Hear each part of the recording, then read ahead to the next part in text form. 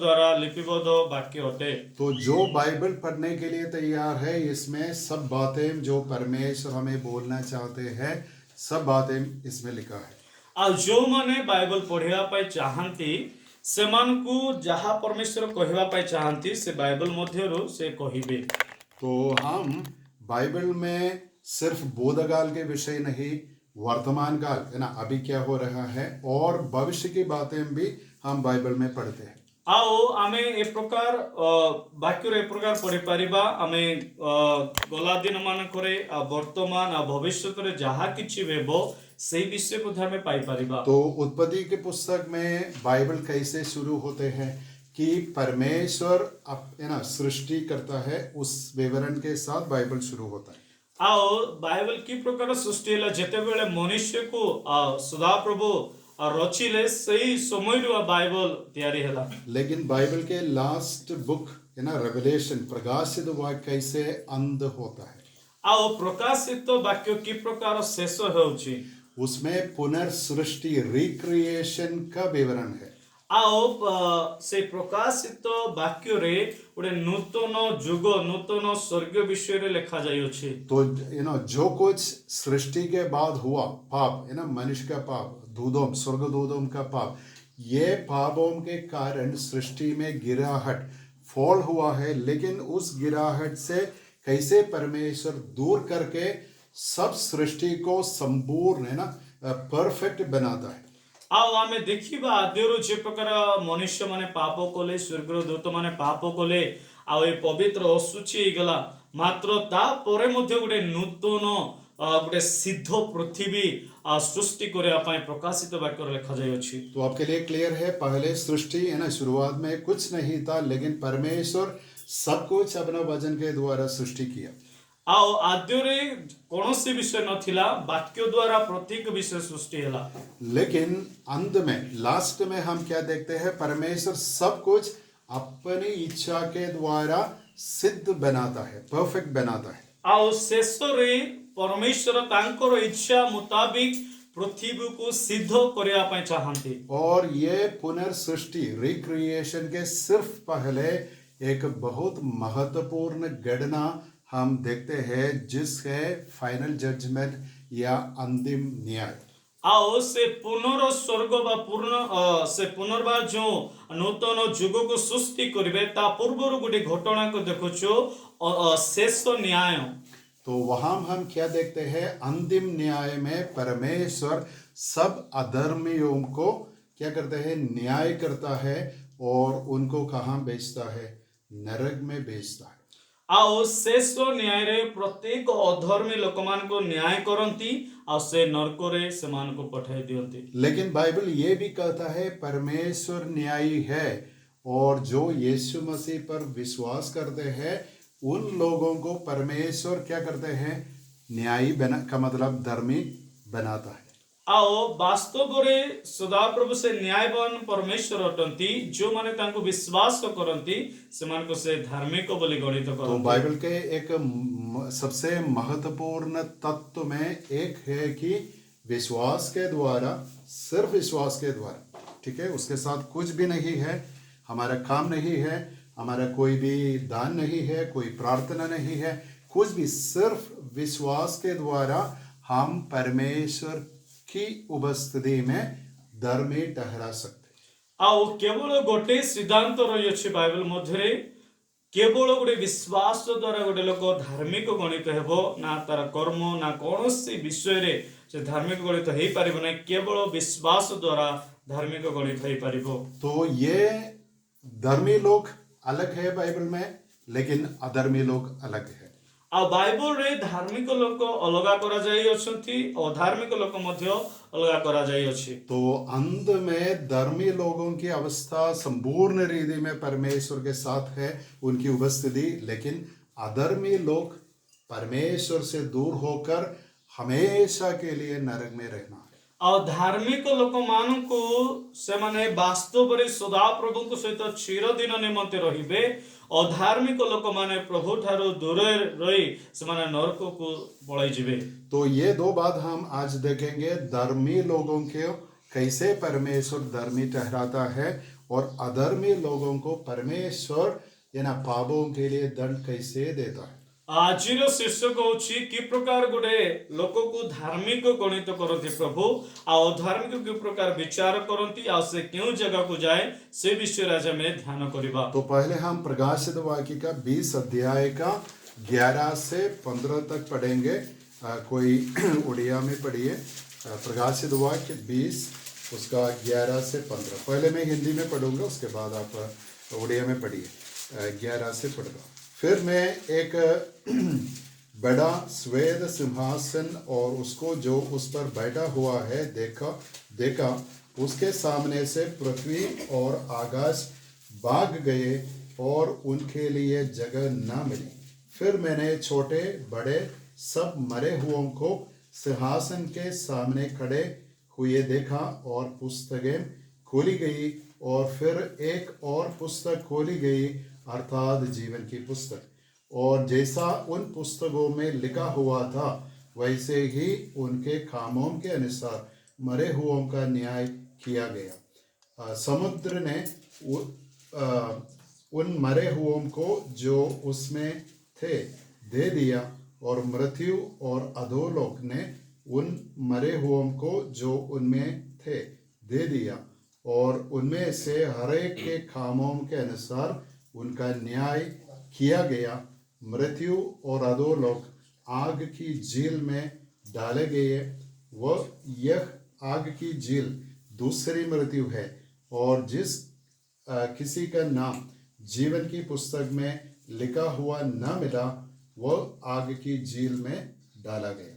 अभी उड़िया में पढ़िए। तत्परे मो गोटिए बृहत् श्वेतवर्ण सिंहासन और तदुपविष्ट व्यक्ति को दर्शन कली। ताहांको सम्मुखरु पृथ्वी और आकाशमंडल पलायन कला। सेमानंक निमते आउ स्थान मिलिला नाही। पुणी मु क्षुद्र और महान समस्त मृत लोकंकु सिंहासनर सम्मुखरे ठिया होइथिबार देखिली। आउ पुस्तक सब फिटा गला। पोरे जीवन पुस्तक नाम आउ गोटिए पुस्तक फिटा गला।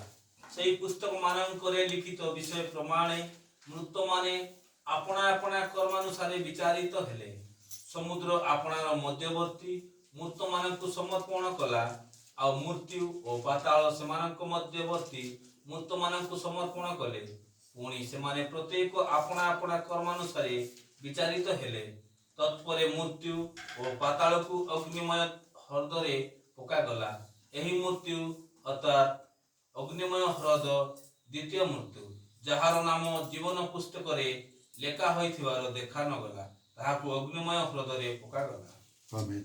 ये परमेश्वर का वचन है। हम एक छोटी प्रार्थना करेंगे ताकि प्रभु का वचन सही रीति हम समझेंगे। परमेश्वर पिता, हम धन्यवाद करते हैं प्रभु आपका पवित्र आत्मा के द्वारा इस वचन पूरी रीति में समझकर हमारे जीवन में कैसे आप ये अंतिम न्याय से हमें बचाया, ये बात समझकर आपको धन्यवाद स्तुति महिमा करने के लिए हमें सहायता दीजिए और हम इस विषय में ज्ञानी होकर दूसरों के पास जाकर उनसे ये बात, ये सुसमाचार, आपका पुत्र का समाचार सुनाने में हमें सहायता दीजिए। हमारी प्रार्थना यीशु मसीह के द्वारा सुनते हैं, सुन लीजिए। आमीन। तो देखो, ये एक दर्शन है लेकिन भविष्य गणना का दर्शन है। यहाँ गोटे दर्शन अटे, मात्र दर्शन तार भविष्यतर दर्शन को जौन देखुछंती। और हम ये भी देखते हैं ये बाइबल में सबसे कठिन, सबसे दुखी गणना है। आमे देखुछु ए वाक्य अधिक कठिन आ दुखर परिपूर्ण वाक्य अटे और बहुत भयानक है। कारण क्या है? जितने भी लोग इस अंतिम न्याय में परमेश्वर के सामने खड़े होते हैं वो हमेशा के लिए, अनंत काल के लिए नरक में जाना है। और जो माने से विचार सिंहासन से उपस्थित हेबे, से विचार कला गला परे से अनंत नरक रे से जीवे। तो इस बात समझने के लिए कुछ बातें और मैं बताऊंगा और यही विषय को बुझिया पे आओ किछि विषय आपण मान को देबी। तो बाइबल में ऐसे लिखा है, ज्यादा पुराना नियम में, ये भूमि के नीचे एक जगह है जिसका नाम है पाताल अधोलोक। आओ पुरातन नियम में तो लिखा जाए ए पृथ्वी तले रे पाताल बोली अच्छी रे पाताल। तो जो लोग है ना ये साइंस पढ़ते हैं जानते हैं पृथ्वी का ये नीचे कितना गहरा है, कितना लंबा है, गहराई है। ଆଉ ଯେଉଁମାନେ ସାଇନ୍ସ ପାଠ ପଢନ୍ତି ସେମାନେ ପଢିଥିବେ ଏ ପୃଥିବୀ ତଳେ କେତେ ଗଭୀରତା ରହିଅଛି। तो ये अधोलोक में कौन है? जो लोग मरे हैं उनकी आत्माएं कहाँ है? पाताल में अंतिम न्याय के लिए उधर परमेश्वर उनको उधर रखा है। ଆଉ ପାତାଳରେ କେଉଁମାନେ ଅଛନ୍ତି? ଯେଉଁମାନେ ମରି ଯାଇଛନ୍ତି ସେମାନେ ତାଙ୍କର ଆତ୍ମା ପାତାଳରେ ରହିଅଛି। तो बहुत लोग ये सवाल बार बार पूछता है, एक विश्वासी आज मर जाता है तो कहाँ उनकी आत्मा कहाँ जाती है? ଆଜି ଅନେକ ଲୋକ ବାରମ୍ବାର ପଚାରନ୍ତି ଗୋଟେ ବିଶ୍ୱାସୀ ମରିଲା ପରେ ସେ ଆତ୍ମା କେଉଁ ଜାଗାରେ ଯାଏ? तो एक बार हम अपने मन में रखना है, विश्वासी मर जाते हैं तो उनकी आत्मा स्वर्ग पर चले जाती है। ଆଉ ଏଇ ବିଷୟ ଆମେ ମନେ ରଖିବା ଆବଶ୍ୟକତା ରହିଅଛି। ଗୋଟେ ବିଶ୍ୱାସୀ ଯଦି ମରିଯାଏ ତାର ଆତ୍ମା ସ୍ୱର୍ଗକୁ ନୀତ ହୁଏ। लेकिन अविश्वासी है तो वो अधर्मी है, पापी है, इसलिए उस व्यक्ति की आत्मा कहाँ जाना है? अधोलोक में जाना है। ଆଉ ଯୋଉ ଗୋଟେ ଲୋକ ଅଧର୍ମୀ ପାପୀ ଅଟେ ଆଉ ମୃତ୍ୟୁବରଣ କରେ ତାର ଆତ୍ମା ପାତାଳକୁ ରଖାଯାଏ। तो पाताल में कितने लोग हैं हम नहीं जानते हैं, लेकिन आदम से लेकर कितने भी लोग इंसान है, मनुष्य है, उनमें से अविश्वासी सब लोग उधर है जो मरे।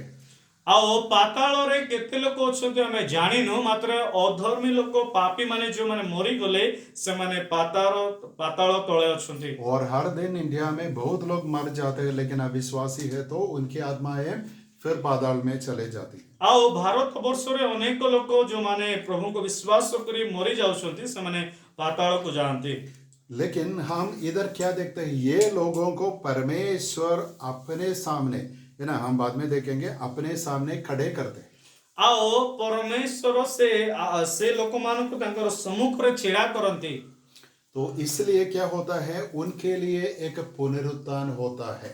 ଆଉ ସେମାନଙ୍କ ପାଇଁ ଗୋଟେ ପୁନରୁତ୍ଥାନ ହୋଇଥାଏ। का मतलब उनके लिए एक नया शरीर मिलता है, जिस शरीर में हमेशा के लिए ये अविश्वासी, ये अधर्मी लोग नरक में जिएंगे। ଆଉ ଯୋଉ ଲୋକମାନେ ମରି ଯାଇଛନ୍ତି ସେମାନଙ୍କ ପାଇଁ ଗୋଟେ ନୂତନ ଶରୀର ମିଳେ ଆଉ ସେମାନେ ସେଇ ଶରୀର ସହିତ ଅନନ୍ତ ନରକରେ ସେମାନେ ଭୋଗ କରନ୍ତି। लेकिन बाइबल में नया नियम में लिखा है यीशु मसीह का पुनरुत्थान और विश्वासी लोगों का पुनरुत्थान क्या है? पहला पुनरुत्थान है, फर्स्ट रिजरेक्शन है। ଆଉ ବିଶ୍ୱାସୀ ବା ଯୀଶୁ ଖ୍ରୀଷ୍ଟଙ୍କର ପୁନରୁତ୍ଥାନ ପ୍ରଥମ ପୁନରୁତ୍ଥାନ ଅଟେ। और विश्वासी लोगों का पुनरुत्थान भी फर्स्ट है। ଆଉ ବିଶ୍ୱାସୀ ଲୋକମାନଙ୍କର ପୁନରୁତ୍ଥାନ ମଧ୍ୟ ଗୋଟେ ଅଟେ। तो मतलब क्या है? ये अविश्वासियों का पुनरुत्थान दूसरा पुनरुत्थान है। ଆଉ ଅବିଶ୍ୱାସୀ ଲୋକମାନଙ୍କର ତାଙ୍କର ଦ୍ୱିତୀୟ ପୁନରୁତ୍ଥାନ ଅଟେ। तो हम इधर 11 में देखते हैं, एक है ना, इस अंतिम न्याय के लिए अलग अलग नाम है, फाइनल जजमेंट, अंतिम न्याय, और श्वेत सिंहासन का न्याय, और ये भी लिखा, ऐसे भी हम बोलते हैं अधर्मी अविश्वासियों का न्याय। ଆଉ ଶେଷ ନ୍ୟାୟ ବୋଲି ଆମେ କହିପାରିବା ଆଉ ଅଧର୍ମୀ ଆଉ ନ୍ୟାୟ ମଧ୍ୟ ଆମେ କହିପାରିବା। और अभी देखो, ये सब लोग अभी संसार में लोग अपनी इच्छा के अनुसार जीते हैं, लेकिन न्याय का समय किसके सामने खड़े होते हैं? अपना सृष्टिकर्ता, है ना, अपना सृष्टिकर्ता के सामने हर इंसान खड़े होना चाहिए। ଆଜି ଅନେକ ଲୋକମାନେ ନିଜର ଇଚ୍ଛାରେ ସେମାନେ ଜୀବନ ଯାପନ କରନ୍ତି, ମାତ୍ର ଯେତେବେଳେ ସେମାନେ ଶେଷ ନ୍ୟାୟରେ ସେମାନେ ଠିଆ ହେବେ ସେମାନେ ନିଜର ସୃଷ୍ଟିକର୍ତ୍ତାଙ୍କର ସମ୍ମୁଖରେ ଠିଆ ହେବେ। और इधर लिखा है बड़े और छोटे। बड़े और छोटा का मतलब सब लोग, उसमें कोई फर्क नहीं, धनी भी हो, गरीबी हो, नर भी हो, नारी भी हो, सब लोग परमेश्वर की उपस्थिति में खड़े होने चाहिए। ଆଉ କ୍ଷୁଦ୍ର ହଉ ବା ମହତ୍ ବିଷୟ ହଉ ପ୍ରତ୍ୟେକ ଲୋକ ପ୍ରଭୁଙ୍କର ସମ୍ମୁଖରେ ଉଭା ହେବେ। और ये लोगों के लिए न्याय कैसे होता है? ଆଉ ଏମାନଙ୍କ ପାଇଁ ନ୍ୟାୟ କି ପ୍ରକାର ହେବ? तो ଦେଖନ୍ତୁ हम हमारे इंडिया में और हर जगह में कोर्ट है, कचहरी है, उसमें हम उसका एक चित्र को देखता है, एक न्याय है, या ना, एक न्यायी जज है, शायद एक से ज्यादा है, और है ना, ये एडवोकेट है, और जो अपराधी है, और उनके साथ ऐसे एक चित्र हम हर जगह में देखते हैं। ଆମେ ଗୋଟେ ମନରେ ଗୋଟେ ଚିତ୍ର ଆଙ୍କିବା କି ଗୋଟେ କୋର୍ଟ ଅଛି वकील अछंती, अपराधी अच्छी, जज अच्छी और केते लोक मध्य अछंती। तो इधर हम देखेंगे, इधर एक वकील है ना, एक एडवोकेट नहीं है। आ हमें जगह गोटे हमें वकील को पाई पारिबा नहीं। ठीक है, तो कैसे न्याय होता है ना, वहाँ कुछ पुस्तक के बारे में लिखा है, कुछ बुक्स के बारे में लिखा है, पुस्तकें खोली गई है। आओ किछि पुस्तक फिटा गला। तो ये न्याय है ना, ऐसा नहीं होता है, ये पुस्तकों में क्या बातें लिखी है उसके अनुसार ये न्याय होता है। आओ से जगह कौन सी साधारण भाव में विचार करा जाए नहीं, तो पुस्तक रे जहा लेखा अच्छी तो ता द्वारा विचार करा जाए। तो ये पुस्तक में क्या है? पुस्तक रे कौन हटे? जो कुछ एक व्यक्ति अपना जन्म से मृत्यु तक है ना सोच किया और बात किया और किया, ये सब बातें पुस्तक में सब रिकॉर्ड है। आओ पुस्तक रे क्यों विषय रहिबो? गोटे लोकर जन्म रु मृत्यु पर्यंत तार भाविबा करिबा आ कहिबा प्रत्येक विषय से जगह रिकॉर्ड रहिबो। तो आज कोई डिवाइस नहीं है जिसके द्वारा हमारे विचार को हम रिकॉर्ड कर सकते। आ ए प्रकार गोटे बोले डिवाइस नहीं कि हमें आमानकर चिंताधारा को हमें रिकॉर्ड करि परिबा। लेकिन हम जानते हैं पाप का उद्भव कहाँ है? हमारे हाथ में नहीं, पैर में नहीं, हमारे हृदय के अंदर है। आओ पापर जो जो सृष्टि हुए हमारे हाथों गोड़े नहीं, मानकर हृदय रे रही अच्छी। तो हमारा विचार का है ना, हमारे थॉट्स का न्याय नहीं होता है तो पाप को हम नहीं देख सकते। जदि आमानकर विचार न्याय हेबो नाही ताले हमर पाप को हमें देखि परिबा नहीं। तो हम ऐसे समझना है, इन पुस्तकों में हर इंसान का पूरा जीवन का रिकॉर्ड है, उसमें सब डिटेल्स है। आओ ए पुस्तक मानरे प्रत्येक लोकंकर तार प्रत्येक चरित्र प्रत्येक विषय लिखा जाई अछि। तो बाइबल में ऐसे लिखा है कि कोई मनुष्य है ना अपना जीवन का बातचीत भी हो, है ना, हमारे काम भी हो और हमारे विचार भी हो, परमेश्वर से छिपा नहीं सकते। आओ ए प्रकार बाइबल लिखा जाए कि आमानकर कहिबा चिंता करबा कोनोसे विषय परमेश्वर को ठारे लुचा रही परिबो नहीं। और इधर हम ये देखते हैं कि ये ना जितने भी लोग नरक में नहीं अधोलोक में थे, उन लोग इधर खड़े हैं। आ जेतिक लोक से पाताल रे थिले बे परमेश्वरंकर सम्मुख रे ठिया होई अछंती। तो ये पाताल अधोलोक एक टेम्पररी जगह है।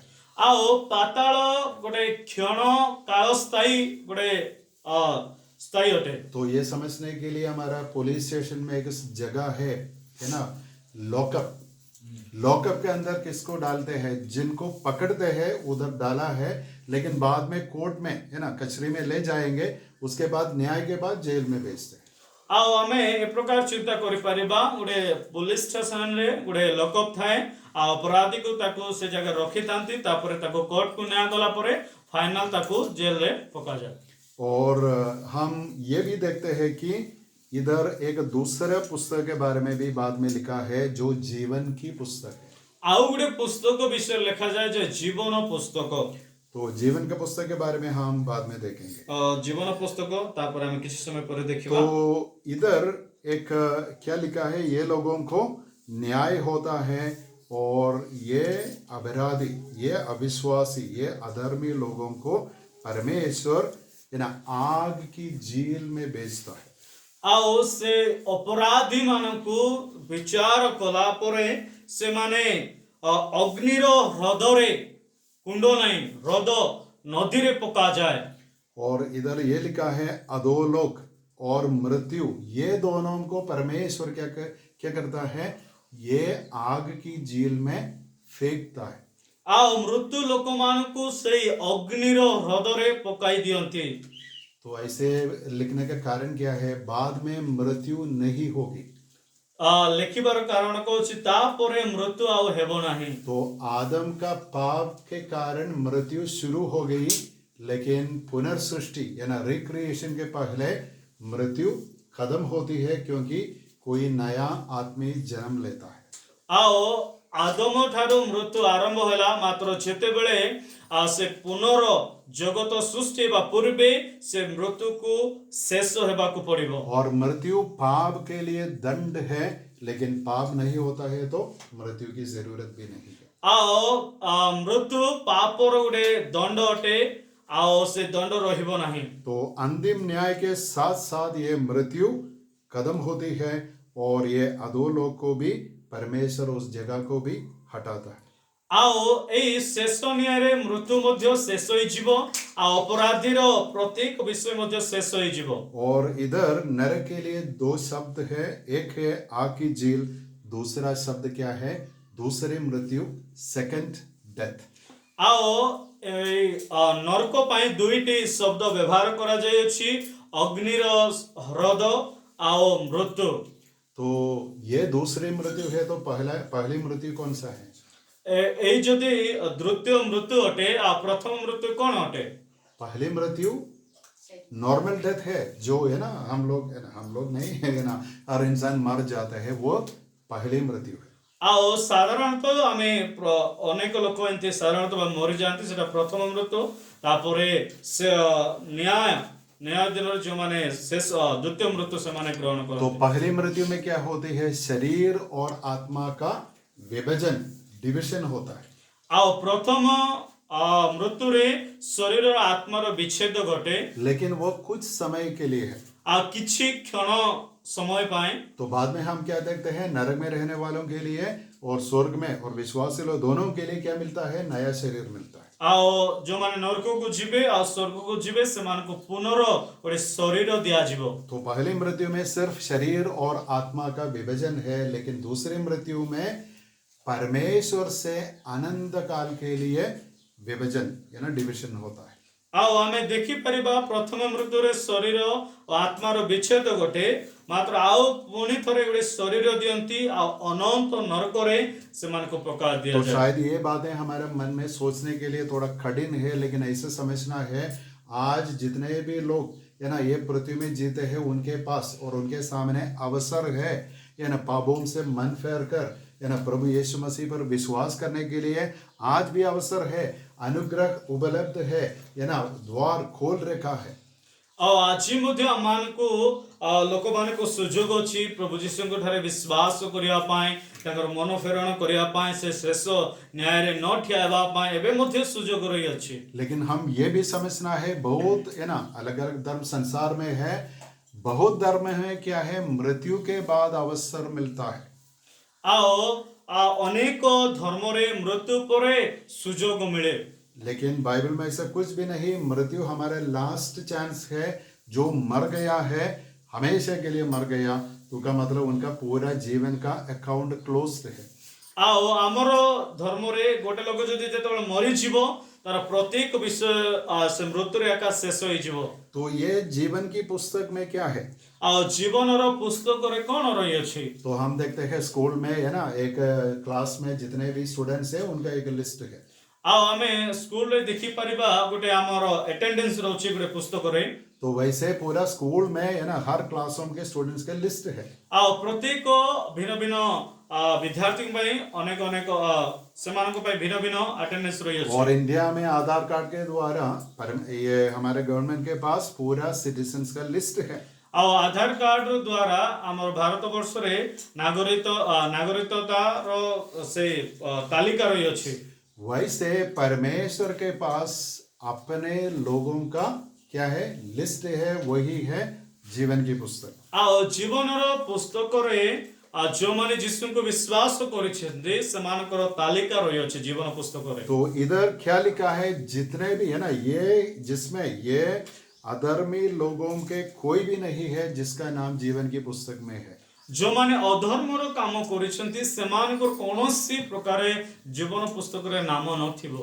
तो जीवन की पुस्तक में नाम नहीं है तो राजा भी हो सकता, प्रेसिडेंट भी हो सकता है ना, कोई भी फाइनेंस मिनिस्टर भी कोई सकता, कोई भी है वो उसका जगह कहाँ है, नरक में है। आ जदि जीवन पुस्तक रे जदि नाम नाही से राजा हो बा से बड़ पैसा वाला हो बा जे कोनोसी लोक ले मध्य तार स्थान केउ जगह रे नरक रे। तो हम ऐसे समझना है जितने भी लोग विश्वासी हैं उनके लिए पहला पुनरुत्थान है, वे विश्वासी लोग इस ग्रुप में नहीं है।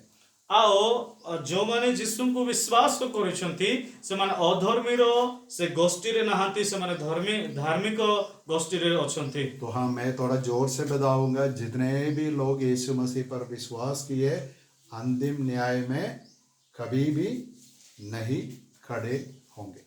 आओ मु कहिबा पाई चाहे दृढ़ भावरे जो माने यीशु को विश्वास करिसंती से माने शेष न्याय रे ठिया हेबे नहीं। कारण क्या है? परमेश्वर यीशु मसीह पर विश्वास करने वालों को धर्मी ठहराता है, उसके लिए आज भी तैयार है।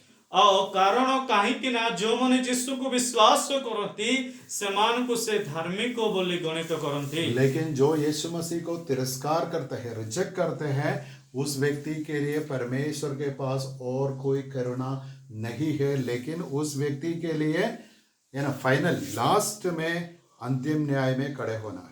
आओ जो माने यीशु को तुच्छ करती स्वीकार करती नहीं समान को केवल शेष न्याय रे ठिया हेबाकु पड़िबो। अब देखो, हम परमेश्वर के सामने कितने खुशी और आनंद के साथ रहना है, क्योंकि हम भी इस ग्रुप में आने वाले थे, लेकिन परमेश्वर हमें बचाया। हमें केते आनंदित उल्लासित हेबा नाही काहे हमें अधर्मी गोष्ठी रे रहिबा लोक धार्मिक गोष्ठी रे माने अछु हेबे। मैं नहीं जानता हूँ आप पूरी हृदय में ये विश्वास करता है नहीं, लेकिन मैं विश्वास करता हूँ मैं ये अंतिम न्याय में नहीं खड़े होऊंगा। आपण माने संपूर्ण भाव रे विश्वास करूछंती कि नाही कि तमे शेष न्याय रे ठिया हेबो नाही, मात्र मु विश्वास करे मु शेष न्याय रे ठिया हेबे नाही। तो जो यीशु मसीह पर है उसके ऊपर कोई दंड नहीं है, रोमी 8:1 में लिखा है। आओ रोमियो 8:1 लिखा जाए जो माने यीशु को विश्वास करती से माने वर्तमान कौनसी दंड आज्ञा नहीं। ठीक है, 2 वचन हम पढ़कर हम अगला सेक्शन में जाएंगे। आओ दुईटा वाक्य पढ़ी हमें आगो को जीवा। प्रकाशित वाक्य 21:8 आओ 21 रो 8 पढ़ीबा। उड़िया में पढ़िए। किंतु ଯେଉଁମାନେ ଭୀରୁ ଅବିଶ୍ୱାସୀ ଘୃଣ୍ୟ କଳଙ୍କିତ ନରଘାତକ ବ୍ୟଭିଚାରୀ ମାୟାବୀ ଓ ପ୍ରତିମା ପୂଜକ ସେମାନେ ଓ ସମସ୍ତ ମିଥ୍ୟାବାଦୀ ଅଗ୍ନି ଓ ଗନ୍ଧକ ପ୍ରଜ୍ୱଳିତ ହ୍ରଦରେ ଅଂଶ ପାଇବେ। ଏହା ହିଁ ଦ୍ୱିତୀୟ ମୃତ୍ୟୁ। तो दूसरे मृत्यु में जाने वालों के बारे में पूरा विवरण इधर है। मूर्ति पूजक, व्यभिचारी, अविश्वासी, भीरू का मतलब है ना, का मतलब पुरुष है लेकिन औरत के समान है, ऐसे बातें इधर लिखा है। आओ 8 पदर लिखा जाए जो माने नरक को जीवे व्यभिचारी आ से माने घृणी लोक माने नरघातक व्यभिचारी माने मायाबिनी माने से माने कोन हेबे नरक को जीवे। अभी 20:6 पढ़ेंगे, प्रकाशित वाक्य 20:6 वचन। ଯେଉଁମାନେ ପ୍ରଥମ ପୁନରୁତ୍ଥାନର ଅଂଶୀ ହୁଅନ୍ତି ସେମାନେ ଧନ୍ୟ ଓ ପବିତ୍ର। ସେମାନଙ୍କ ଉପରେ ଦ୍ୱିତୀୟ ମୃତ୍ୟୁର କୌଣସି ଅଧିକାର ନାହିଁ, ବରଞ୍ଚ ସେମାନେ ଈଶ୍ୱରଙ୍କ ଓ ଖ୍ରୀଷ୍ଟଙ୍କ ଯାଜକ ହୋଇ 100 ବର୍ଷ ପର୍ଯ୍ୟନ୍ତ ତାହାଙ୍କ ସହିତ ରାଜତ୍ୱ କରିବେ। हमें सो उधर क्या लिखा है? पहला पुनरुत्थान में जितने लोग बागी है ना, वे लोग कभी भी ये दूसरा पुनरुत्थान में नहीं प्रवेश करेंगे। वे लोग हमेशा 1000, इधर लिखा है 1000 वर्ष तक यीशु मसीह के साथ राज करेंगे। आ जो माने प्रथम पुनरुत्थान अंशी होती से माने धन्य कहीं से माने द्वितीय रे ग्रहण से माने जीवे नहीं और से माने 1000 वर्ष पर्यंत राजा सहित कौन करेंगे? राजत्व करेंगे। तो मैं आप सबों को पूछना चाहता हूँ, आपका ग्रुप कौन सा है ना? स्कूल में पूछता है येलो ग्रुप है, ब्लू ग्रुप है, ग्रीन ग्रुप है, आपका ग्रुप कौन सा है? पहला पुनरुत्थान का ग्रुप है, दूसरा पुनरुत्थान का है? मु आपण मानको पचारिबा पाई चाहे स्कूल माने अनेक ग्रुप थाए, आपण मानकर प्रथम ग्रुप अटे कि द्वितीय ग्रुप अटे? प्रथम जीवन की पुस्तक में नाम है या नहीं? इधर के लोग कुछ नहीं, नो रिएक्शन किया। जीवन तो पुस्तक रे आपण मानकर नाम अछि कि नहीं? ठीक है, तो देखो हम कितने, इधर लिखा बाइबल में लिखा, मेरी बात नहीं, धन्य है, वी आर ब्लेस्ड, धन्य है जिनके लिए पहला पुनरुत्थान में अवसर मिलता है।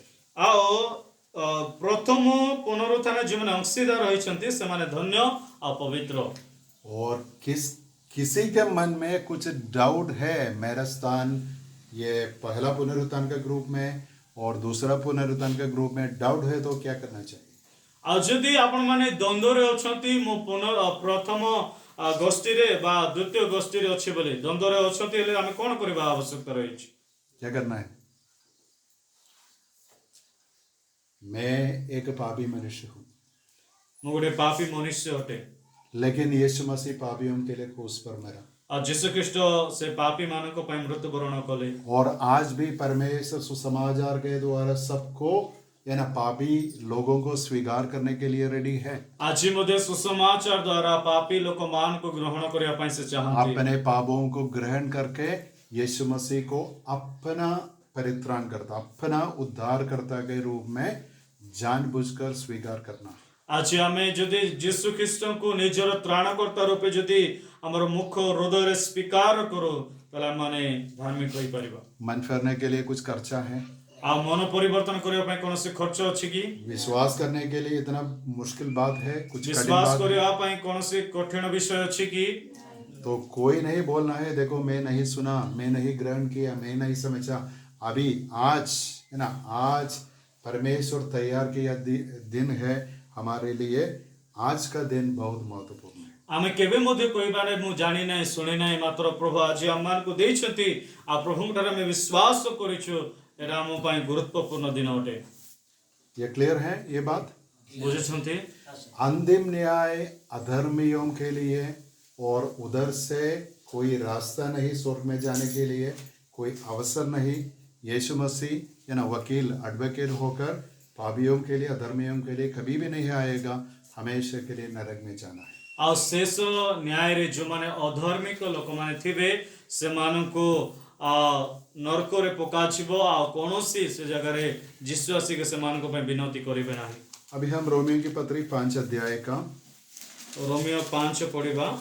पहला और 6 से 10 तक वचन पढ़ेंगे। रोमी 5 पहला वचन और 6 से 10 तक।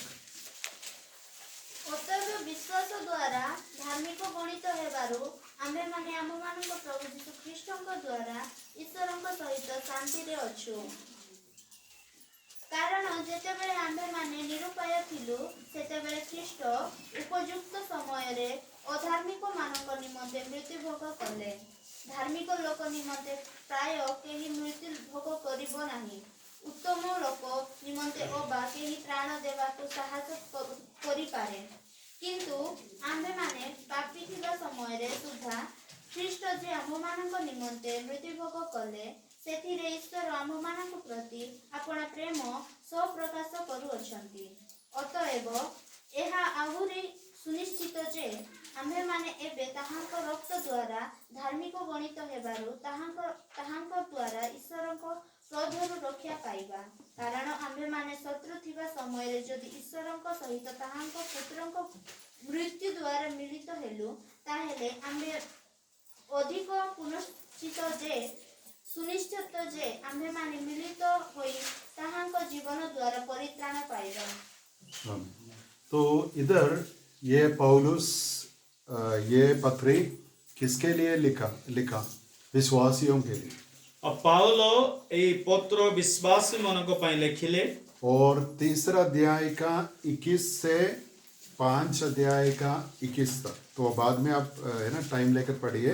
तीसरा अध्याय का 21 से लेकर 5 का अध्याय का 21 वचन तक परमेश्वर कैसे विश्वास करने वालों को अपनी धार्मिकता प्रदान करता है। ଆଉ ରୋମିଓ 3 ତାର 21 ରୁ 5 ର 21 ପର୍ଯ୍ୟନ୍ତ କି ପ୍ରକାର ଧାର୍ମିକ ଲୋକମାନଙ୍କୁ ତିଆରି କଲେ ସେ ବିଷୟରେ ଲେଖାଯାଇଅଛି। तो हम पहले भी सुना कि हर मनुष्य पापी है, हर मनुष्य अधर्मी है, कोई व्यक्ति परमेश्वर की उपस्थिति में प्रवेश करने के लिए योग्य नहीं है। ଆମେ ଆଗରୁ ମଧ୍ୟ ଶୁଣିଲୁ କି କୌଣସି ଲୋକ ଯୋଗ୍ୟ ନାହିଁ ଯେ ଲୋକ ପ୍ରଭୁଙ୍କର ଉପସ୍ଥିତିରେ ସେ ଯାଇପାରିବ। लेकिन हम जानते हैं कि परमेश्वर यानी विश्वास करने के द्वारा पापी मनुष्य को धर्मी ठहराता है। ଆଉ ଯେଉଁମାନେ ଯୀଶୁ ଖ୍ରୀଷ୍ଟଙ୍କୁ ବିଶ୍ୱାସ କରନ୍ତି ସେମାନଙ୍କୁ ଧାର୍ମିକ ଗଣିତ ହେବା ପାଇଁ ପ୍ରଭୁ ସୁଯୋଗ ଦିଅନ୍ତି। तो 3 का 21 से 5 का 21 तक ये बात का विवरण और समर्थन है। ଆଉ 3 ରୁ 21 ଆଉ 5 ରୁ 21 ପର୍ଯ୍ୟନ୍ତ ଏହି ବିଷୟରେ ବର୍ଣ୍ଣନା କରାଯାଇଅଛି। और फिर ये पहला वचन में हम क्या देखते हैं कि यीशु मसीह पर विश्वास करने के द्वारा आज हम धर्मी है, इसलिए परमेश्वर की उपस्थिति में कभी भी हम प्रवेश कर सकते हैं। और परमेश्वर के साथ एक क्या है, रिश्ता है, रिलेशनशिप है। वो रिलेशनशिप एक आनंद, खुशी और शांति की रिश्ता है। ଆଉ ଯୀଶୁ ଖ୍ରୀଷ୍ଟଙ୍କ ଠାରେ ଆମେ ବିଶ୍ୱାସ କରିବା ଦ୍ୱାରା ମାନେ ଧାର୍ମିକ ଗଣିତ ହୋଇଅଛୁ। ଆଉ କେବେ ମଧ୍ୟ ଆମେ ପ୍ରଭୁଙ୍କର ଉପସ୍ଥିତିରେ ଆସିପାରୁଛୁ, ଆଉ ପିତାଙ୍କ ସହିତ ଆମର ସମ୍ପର୍କ ସ୍ଥାପନ କରିପାରୁଛୁ। अब देखो अंतिम न्याय में हम क्या देखा कि अविश्वासी लोग हमेशा के लिए परमेश्वर से दूर होते हैं। ଆଉ ଶେଷ ନ୍ୟାୟରେ ଆମେ ଏ ପ୍ରକାର ଦେଖିଲୁ कि ଶେଷ ଅଧାର୍ମିକ ଲୋକମାନେ ସେମାନେ ପ୍ରଭୁଙ୍କ ଠାରେ ବିଚ୍ଛିନ୍ନ ହୋଇ ନରକକୁ ଯିବେ। लेकिन बाइबल में विश्वासी लोगों के लिए, धर्मी लोगों के लिए परमेश्वर क्या तैयार किया है, अपनी उपस्थिति तैयार किया, अपने पास लाने के लिए परिश्रम करता है और हमेशा के लिए परमेश्वर के साथ रहते हैं। ଆଉ ବିଶ୍ୱାସୀ ମାନଙ୍କୁ ଗୋଟେ ସୁଯୋଗ ରହିଅଛି, ସେମାନେ ପ୍ରଭୁଙ୍କର ଉପସ୍ଥିତି ରହିବେ, ଶାନ୍ତି ଆଉ ନୂତନ ସ୍ୱର୍ଗରେ, ନୂତନ ଦେଶରେ ସେମାନେ ପ୍ରଭୁଙ୍କ ସହିତ ରହିବେ। तो हम सोच सकते देखो वे लोग भी पापी थे और हम भी पापी थे, लेकिन फर्क क्या है? ଆଉ ସେମାନେ ମଧ୍ୟ ପାପୀ ଥିଲେ, ଆମେମାନେ ମଧ୍ୟ ପାପୀ ଥିଲୁ, ମାତ୍ର ଅନ୍ତର କ'ଣ ଥିଲା? अंदर ये है, हम विश्वास करने के द्वारा यीशु मसीह का बलिदान का फायदा हमारे जीवन में मिला, हमारे पापों से हमें क्षमा मिल गया। ଆମେ ଯୀଶୁଙ୍କୁ ବିଶ୍ୱାସ କରିବା ଦ୍ୱାରା ଆମମାନଙ୍କର ସେଇ ଯୀଶୁଙ୍କର ସେଇ ଉତ୍ସର୍ଗୀକୃତ ବିଷୟକୁ ଆମେ ଲାଭ ପାଇପାରୁଛୁ ଆମ ଜୀବନ ମଧ୍ୟରେ। तो इसलिए छः से हम ऐसे पढ़ते हैं कि देखो जब हम पापी थे यीशु मसीह हमारे लिए मरा।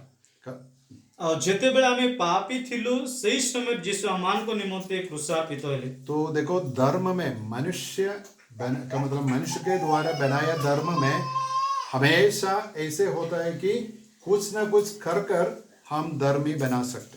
ଆଉ ମନୁଷ୍ୟର ନିର୍ମିତ ଧର୍ମରେ ବା ଲୋକମାନେ କୌଣସି କର୍ମ କରି ହିଁ ଧର୍ମକୁ ଅର୍ଜନ କରିବାର ଅଛି। लेकिन बाइबल हमें सच्ची बात बोलता है कि देखो जब हम पापी थे, जब हम पाप में थे, जब हम परमेश्वर को नहीं जानते थे, 2000 साल के पहले यीशु मसीह की मृत्यु हुई। ଆଉ ଯେତେବେଳେ ଆମେ ଯୀଶୁଙ୍କୁ ଜାଣିନଥିଲୁ, ଦେଖିନଥିଲୁ, ସେଇ ସମୟ 2000 ବର୍ଷ ପୂର୍ବେ ଯୀଶୁ କ୍ରୁଶାର୍ପିତ ବା ମରି ଯାଇଥିଲେ। तो ये प्रकट है, क्लियर है कि यीशु मसीह पापियों के लिए मरा, धर्मी लोगों के लिए नहीं मरा। ठीक है, सब लोग हमें भी ऐसे बताया, आप लोग तुम क्यों हमारे पास आए, है ना, अच्छे लोगों के, क्रिश्चियन लोगों के पास में जाना है। ଆଉ ସେ ଧାର୍ମିକ ଲୋକମାନଙ୍କ ପାଇଁ ମୃତ୍ୟୁବରଣ କରିନାହାନ୍ତି, ସେ ପାପୀମାନଙ୍କ ପାଇଁ ମୃତ୍ୟୁବରଣ କରିଅଛନ୍ତି। यीशु मसीह पापियों को ढूंढकर पृथ्वी पर आया ଆଉ ଯୀଶୁ ଖ୍ରୀଷ୍ଟ ପାପୀମାନଙ୍କୁ ଖୋଜି ଖୋଜି ପୃଥିବୀ ମଧ୍ୟରୁ ଆସିଲେ और पापियों को बचाने के लिए अपना जान दिया। ଆଉ ପାପୀ ଲୋକମାନଙ୍କୁ ବଞ୍ଚାଇବା ନିମନ୍ତେ ନିଜର ଜୀବନକୁ ସମର୍ପଣ କଲେ। तो हम हमेशा याद रखना है, जब मैं पापी था उसी समय परमेश्वर मुझे उद्धार दिया। ଆଉ ଯେତେବେଳେ ମୁଁ ପାପୀ ଥିଲି ସେଇ ସମୟରେ ଯୀଶୁ ମୋତେ ଉଦ୍ଧାର କଲେ। ठीक है ना, हम बेटर और अच्छे होने के बाद नहीं, पापी होने की अवस्था में हमें उद्धार मिला। ଆମେ ଭଲ ଥିଲୁ ବା ଧାର୍ମିକ ଥିଲୁ ସେଇ ଅବସ୍ଥାରେ ନାହିଁ, ମାତ୍ର ଆମେ ଯେତେବେଳେ ପାପରେ ଥିଲୁ ସେଇ ସ୍ଥିତିରେ ପ୍ରଭୁ ଆମମାନଙ୍କୁ ଉଦ୍ଧାର କରିଛନ୍ତି। लेकिन कैसे पापी होने की अवस्था में कैसे उद्धार मिला? यीशु मसीह की मृत्यु के द्वारा। ଆଉ ସେଇ ପାପୀ ଅବସ୍ଥାରେ ଯୀଶୁ ଖ୍ରୀଷ୍ଟଙ୍କର ମୃତ୍ୟୁ ଦ୍ୱାରା ହିଁ ଆମମାନଙ୍କୁ ପରିତ୍ରାଣ ମିଳିଅଛି। तो पौलुस पूछता है, अभी देखो पहले हम पापी थे, उसी समय यीशु मसीह हमारे लिए मरा। ଆଉ ପାଉଲ କହନ୍ତି ଯେତେବେଳେ ଆମେ ପାପୀ ଥିଲୁ ସେଇ ସମୟରେ ଯୀଶୁ ଆମମାନଙ୍କ ପାଇଁ ମୃତ୍ୟୁବରଣ କଲେ। और परमेश्वर, है ना, इधर लिखा है क्रोध। ये क्रोध क्या है? अंतिम न्याय का क्रोध है। परमेश्वर अधर्मी लोगों के लिए न्याय का दिन रखा है, क्रोध का दिन रखा है। उस दिन से कोई, है ना, अधर्मी लोगों को बचा नहीं सकता। ଆଉ ଅଧାର୍ମିକତା ଲୋକମାନଙ୍କ ନିମନ୍ତେ ସେ ପରମେଶ୍ୱରଙ୍କର କ୍ରୋଧ ରଖିଛନ୍ତି ଶେଷ ନ୍ୟାୟରେ। तो परमेश्वर का पुत्र की मृत्यु के द्वारा परमेश्वर विश्वास करने वालों को, लेकिन पापी लोगों को नरक से बचाता है। तो भविष्य में यह पुत्र का जीवन के द्वारा हमें नहीं बचाएगा। ଆଉ जो जीशु ख्रीष्ट आमान को निमंते मृत्युवरण कले आ जो माने विश्वास करती से माने सही जीवन रे आगामी विषय पे आमान को बचाइबे नाही कि क्या उत्तर है? देखो, जब हम पापी थे यीशु मसीह हमारे लिए मरा, आ जितबे आमे पापी थिलु सही समय रे जीशु मरिले और यीशु मसीह की मृत्यु और क्रूस के द्वारा परमेश्वर का प्रेम को हम प्रकट रूप में, है ना, साफ रूप में हम देखे। से क्रूसार्पित से क्रूसरे आए परमेश्वर को सब प्रेम और प्रकाश में देखो। और ये यीशु मसीह की मृत्यु के द्वारा हमारे जीवन में उद्धार हम पाए। आ तांकर मृत्यु द्वारा माने उद्धार को पाई अच्छो। अभी हम कौन है? परमेश्वर के साथ रिश्तेदार है, परिवार के लोग है, परमेश्वर की संतान है। आ एबे हमें परमेश्वर सहित गोटे परिवार सहित तो गोटे सुसंपर्क गोटे रिलेटिव तो हमें तो भविष्य में परमेश्वर हमें नहीं बचाएगा? कोण हमको भविष्य रे प्रभु यीशु ख्रीष्ट बचाइबे नाही? कुछ संदेह की आ डाउट किछि की डाउट रो विषय अछि कि देखो, कोई व्यक्ति के अंदर दिमाग है, मस्तिष्क है ना, ब्रेन है, तो ये बहुत क्लियर है। आ जा जीवन रे बुद्धि ज्ञान अछि से संपूर्ण भाव रे बुझी पारिबो। तो हमारे अंदर कोई भी डाउट नहीं होना चाहिए कि मेरे भविष्य में क्या होगा। शायद कई लोग है ना बोलते, देखो शायद मैं नरक में जाऊंगा, मालूम नहीं, उधर उस समय जानूंगा। अनेक लोग कहती कि से माने द्वंद्व तो मु नरक रे जीवी परा एंती किछि ना। लेकिन इधर ये ना यीशु मसीह के मृत्यु बलिदान के लिए दो शब्द बाइबल में इस्तेमाल किया है। जिष्णुकर बलिदान निमंते दुईटा शब्द व्यवहार करा जाय अछि। एक है प्रायश्चित बलि, गोटे होछि प्रायश्चित बलि, इंग्लिश में अटोनमेंट या प्रोपिटिएशन। अटोनमेंट और प्रोपिटेशन बोली से शब्दों को व्यवहार करा जाय अछि। उसका अर्थ यह है एक व्यक्ति का पाप के लिए एक बलिदान की सुविधा परमेश्वर दिया, उसी रीति में पापी मनुष्य का पाप के लिए यीशु मसीह अपना जीवन दिया। आ गुडे पापी लोकों पाई से पापीरो प्रायश्चित पाई गुडे सुविधा जो प्रभु कोले आ से सुविधा रु से पापी लोको धार्मिक आड़े को गति कला। तो शायद हम सोचेंगे ये बातें बहुत क्लियर है, बार बार बोलने की जरूरत क्या है? आ ए विषय स्वस्थ होचे बारंबार कहबार कोन कारण रही अछि। बाइबल ये बात है ना बार बार बोलता है, तो हम भी बोलना चाहिए। बाइबल पुनर्बार को उचित आले हमें मते कहबा जरूरी अटे। कारण क्या है? जितने भी विश्वास करने वाले, मालूम नहीं कितने, शायद 3 करोड़ लोग हैं, ये 3 करोड़ लोग की ये ना स्वर्गीय अवस्था, मृत्यु के बाद पुनरुत्थान, आनंद जीवन, सब एक विषय में ये ना खड़े हैं। Hanging on one topic. तो हमें जतेक लोक विश्वास करूछु गोटे विषय रे ही प्रत्येक लोक हमें आयित होइके रही अछु। एक गणना में ये सब लोगों का भविष्य ऐसा है ना खड़ा है। आओ गोटे विषय पे का समस्त भविष्य गोटे बाड़ी ठिया हुई अछि। यीशु मसीह की मृत्यु, यीशु ख्रीष्ट मृत्यु, उस मृत्यु के द्वारा हमारे पापों के लिए है ना यीशु मसीह प्रायश्चित बलि अपने आप को चढ़ाया। से निज पापी लोक मान को निज प्रायश्चित बलि स्वरूप से निज को समर्पण कले। तो पहला शब्द है प्रायश्चित बलि, प्रथम शब्द होछि प्रायश्चित बलि। दूसरा शब्द है इंग्लिश में सब्स्टिट्यूशनरी। इंग्लिश रे सब्स्टिट्यूशनरी बोले कहा जाए। इसका मतलब ये है एक व्यक्ति का स्थान में दूसरा व्यक्ति आ जाता है। आओ गोटे लोकंकर सपोकरे आओ गोटे लोक से स्थान को आसे। तो इसका अर्थ क्या है? हम ये ना परमेश्वर के दंड लेकर हमेशा नरक में जाने थे। आओ तार अर्थ कोन? आमे परमेश्वर क्रोध को नहीं आमे नरक को जीवा लोक थिलु, लेकिन हमारे स्थान में खड़े होकर ये ना एक पापी मनुष्य, अधर्मी, यानी एक क्रिमिनल के जैसे यीशु मसीह क्रूस पर मरा। आम मान को निमंते से अमान को से पाप रु आजाद करे निजे से भार को से अपराध को निज शरीर मध्य नेले। और परमेश्वर पापियों के पापों के लिए दंड यीशु मसीह के ऊपर सब कुछ रेखा डाला। आ समस्त पापी लोकों को अपराध यीशु को ऊपर लदा गला।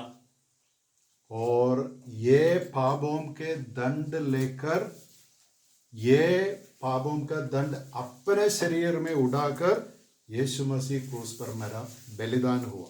ଆଉ ସମସ୍ତଙ୍କର ପାପ ବହନ କରି ସେ କ୍ରୁଶରେ କ୍ରୁଶାର୍ପିତ ହେଲେ। और ये बलिदान को किसने स्वीकार किया? ଆଉ ଏଇ ବଳିଦାନକୁ କିଏ ସ୍ୱୀକାର କଲେ? परमेश्वर स्वीकार किया। ପରମେଶ୍ୱର ସ୍ୱୀକାର କଲେ। का मतलब परमेश्वर ये अंगीकार करता है कि जितने भी लोग यीशु मसीह पर विश्वास किए उनके सब पापों के लिए एक बलिदान है, यीशु मसीह का बलिदान जो 2000 साल के पहले हुआ।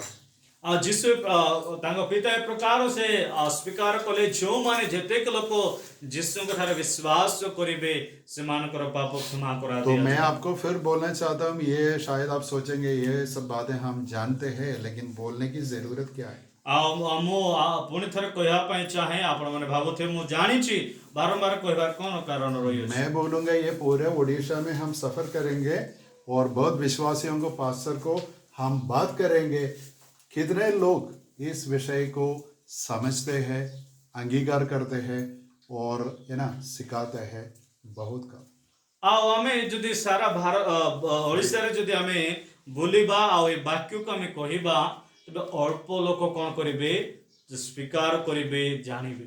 सब लोग जानते हैं कि यीशु मसीह क्रूस पर मरा। ଆଉ ସମସ୍ତ ଲୋକ ଜାଣିଛନ୍ତି କ୍ରୁଶରେ ଯୀଶୁ ମରିଲେ। हर लोग बोलते हैं देखो हमारे पापों के लिए मरा, ये भी सब लोग अंगीकार करते ଆଉ हैं। ସବୁ କହୁଛନ୍ତି କି ଆମ ପାପ ନିମନ୍ତେ ସେ ମଲେ।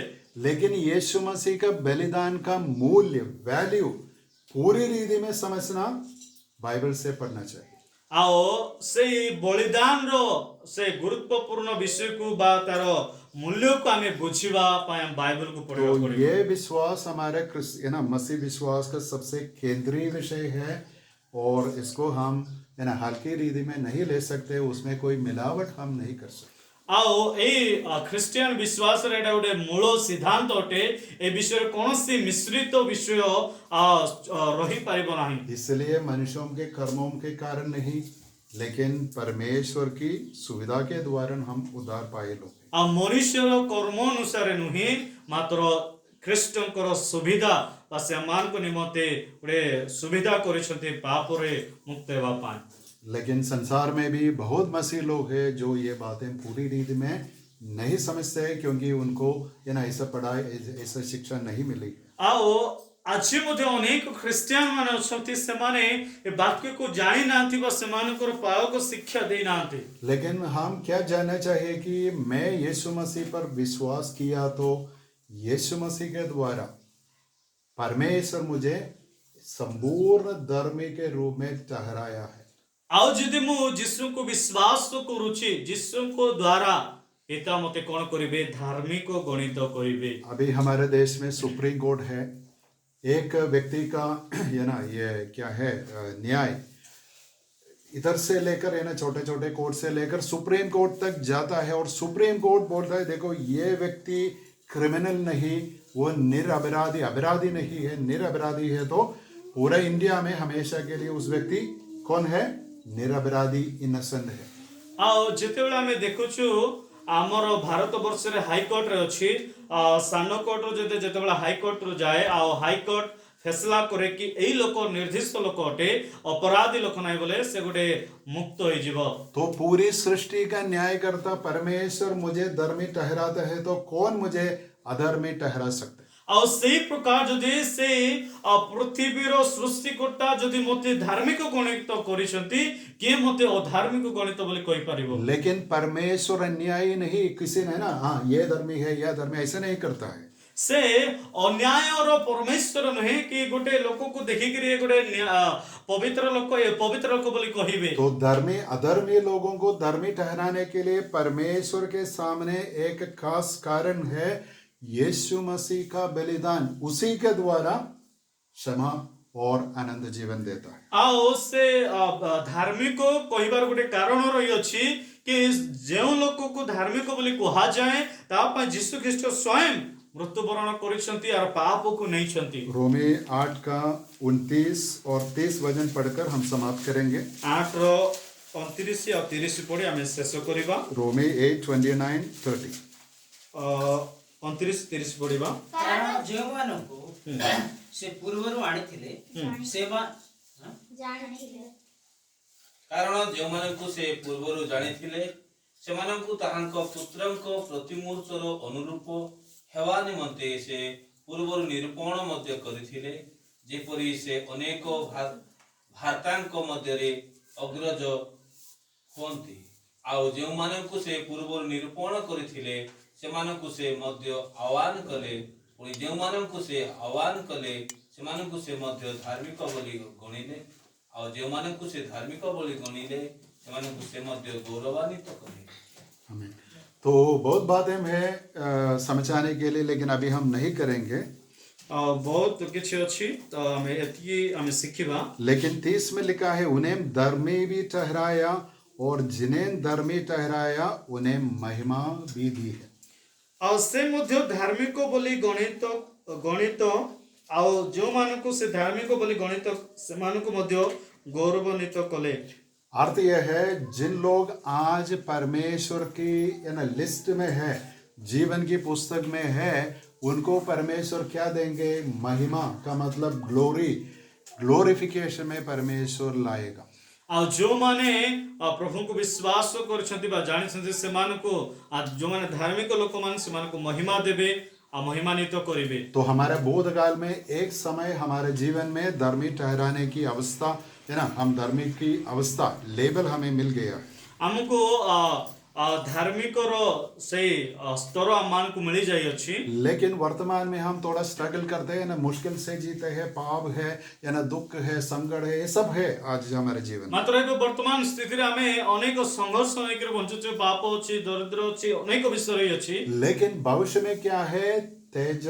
तेजस्करण और महिमाकरण, ग्लोरिफिकेशन हमारे लिए परमेश्वर रखा है। ଆଉ ଭବିଷ୍ୟତରେ ଆମମାନଙ୍କ ନିମନ୍ତେ ଗୌରବାନ୍ୱିତ ଆଉ ମହିମାନ୍ୱିତ रूप ରହିଅଛି। और जिन्हें धर्मी ठहराया उन्हें महिमा भी दी है। परमेश्वर का पुस्तक में हमारे अकाउंट बारे में पूरा ग्रीन स्टैम्प है ना, ग्रीन क्या है ये, क्या है, क्या बोले, स्टैम्प है ना, स्टैम्प नहीं, सील रखा गया है।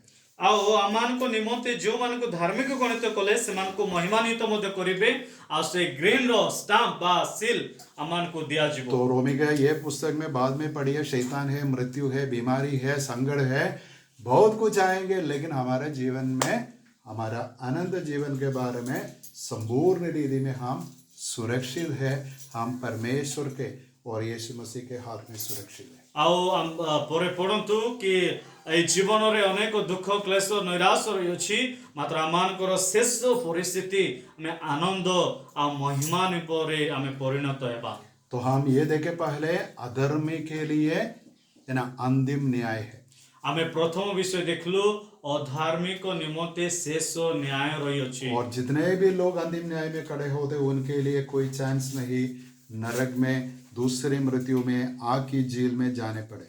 ଆଉ ସେମାନଙ୍କୁ ଆଉ କୌଣସି ସୁବିଧା ନାହିଁ, ସେମାନେ ସ୍ୱର୍ଗକୁ ଯିବେ, ମାତ୍ର ସେମାନେ କେବଳ ନରକକୁ ଯିବା ପାଇଁ ଯୋଗ୍ୟବନ୍ତ। लेकिन जो यीशु मसीह पर विश्वास किए वे परमेश्वर के क्रोध से बचे गए हैं। यीशु मसीह के बलिदान के द्वारा हम उद्धार पाए लोग हैं। ये उद्धार कुछ समय के लिए नहीं, अनंत काल के लिए। ଆଉ ଯେଉଁମାନେ ଯୀଶୁଙ୍କୁ ବିଶ୍ୱାସ କଲେ ସେମାନଙ୍କୁ ସେ କ୍ରୋଧରୁ ମୁକ୍ତ କରାଗଲା ଆଉ ସେମାନେ ଯୀଶୁଙ୍କ ସହିତ ରହିବେ କିଛି ସମୟ ପାଇଁ ନାହିଁ, ଅନନ୍ତ ସମୟ ପାଇଁ। इसलिए हम कलीसिया के रूप में इकट्ठे किए हैं। ସେଥିପାଇଁ ଆମେ ଗୋଟେ ମଣ୍ଡଳୀ ସ୍ୱରୂପ ସଂଗଠିତ ହୋଇଅଛୁ। इसलिए हम आराधना करते हैं, इसलिए हम संगति करते हैं, इसलिए ସେଥିପାଇଁ ଆମମାନେ आराधना और प्रशंसा କରିଥାଉ। इसलिए हम बहुत ही कॉन्फिडेंस के साथ हम बोलते हैं हम परमेश्वर की संतान है, हम स्वर्गीय वारिस है। ସେଥିପାଇଁ ଆମେ ଗୋଟେ ସାହସର କହିଥାଉ ଆମେ ପରମେଶ୍ୱରଙ୍କ ସନ୍ତାନ ଆଉ ପରମେଶ୍ୱରଙ୍କର ଉତ୍ତରାଧିକାରୀ ଅଟୁ। मैं सोचता हूँ ये वचन के द्वारा आपको सांत्वना और आशा मिल गई है। ଆଉ ମୁଁ ବିଶ୍ୱାସ କରେ ବାକ୍ୟ ଦ୍ୱାରା ଆପଣମାନଙ୍କୁ ସାନ୍ତ୍ୱନା ଆଉ ପରାମର୍ଶ ପାଇଅଛ। आप बाद में है ना ये बातें बाइबल से फिर पढ़िए, क्या क्या आपके मन में परमेश्वर देते हैं। ଆଉ ଏଇ ବାକ୍ୟରୁ ପୁଣି ଥରେ ପଢ଼ନ୍ତୁ ପ୍ରଭୁ କ'ଣ କ'ଣ ବିଷୟ ଆପଣମାନଙ୍କୁ ଦଉଛନ୍ତି। प्रभु के नाम की महिमा। ଆଉ ପ୍ରଭୁଙ୍କୁ ଧନ୍ୟବାଦ।